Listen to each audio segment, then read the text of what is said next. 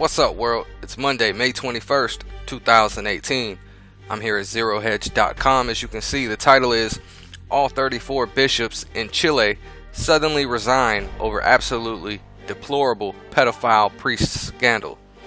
All 34 bishops in Chile have tendered their resignations in the wake of yet another pedophile priest scandal in which high-level officials covered up the institutionalized sexual abuse of minors, even threatening officials tasked with investigating sex crimes and the destruction of evidence.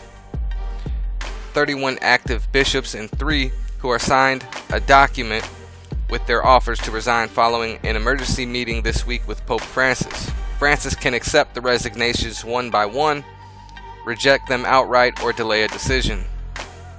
Calls had mounted for the resignations after details emerged of the contents of a 2,300-page Vatican report into the Chilean scandal leaked early Friday. Francis had accused the bishops of destroying evidence of sex crimes, pressuring investigators to minimize abuse accusations, and showing grave negligence in protecting children from pedophile priests. In one of the most damning documents from the Vatican on the issue, Francis said the entire Chilean church hierarchy was collectively responsible for grave defects in handling cases and the resulting loss of credibility that the Catholic Church has suffered. That's from the Daily Mail. No one can exempt himself and place the problem on the shoulders of the others, Francis wrote in the document published by Chile's T13 television and confirmed as accurate Friday by the Vatican. Responding to the 2,300-page report, Chilean bishops called the contents of the document absolutely deplorable and showed an unacceptable abuse of power and conscience, along with sexual abuse.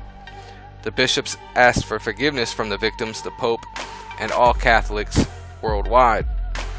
Pope Francis summoned the entire bishops' conference to Rome after he said he made grave errors in judgment in the case of Chilean priest Juan Barros, who stands accused of victims of pedophile Reverend Fernando Caradima of witnessing and ignoring their abuse. But the scandal grew beyond the Barros case after Francis received a report written by 2 Vatican sex crimes experts sent to Chile to get a handle on the scope of the problem. Their report hasn't been made public, but Francis cited its core findings in the footnotes of the document that he handed over to the bishops at the start of their summit this week. And those findings are damning. And that's from the Daily Mail also. While some of the pedophile priests and brothers were expelled from their congregations following the discovery of immoral conduct, many had their cases minimized of the absolute gravity of their criminal acts, attributing them to mere weakness of moral lapses, wrote Francis.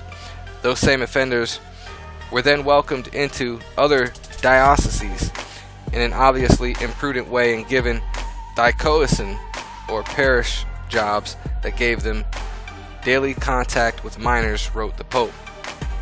The harsh assessment of the quality of seminaries suggests that a possible next step might be a full-on Vatican investigation of Chilean schools of priestly training.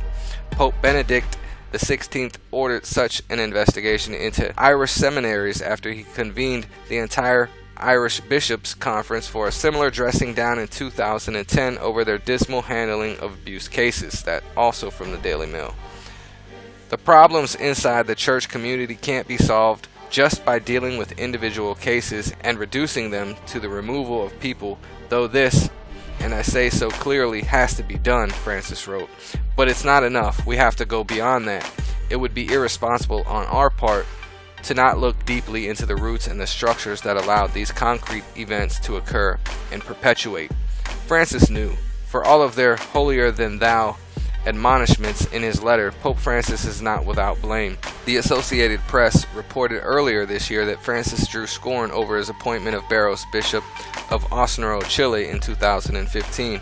The Associated Press reported earlier this year that Francis did so over the objections of other Chilean bishops who knew Barros' past was problematic and had recommended he and other Caradima-trained bishops resign and take a sabbatical.